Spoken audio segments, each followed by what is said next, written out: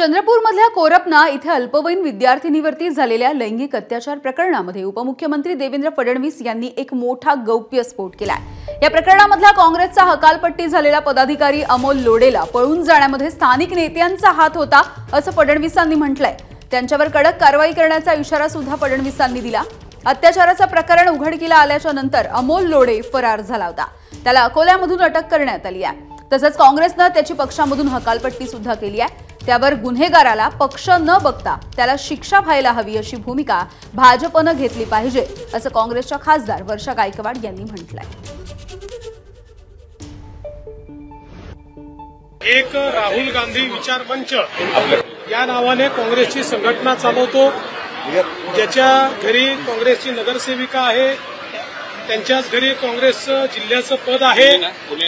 त्यांनी त्या ठिकाणी शाळेमध्ये मुलींचं लैंगिक शोषण केलं आणि म्हणून त्याला आता फरार होता पण अरेस्ट करून आणलेला आहे आणि त्याच्यावर कारवाई करण्यात येत आहे।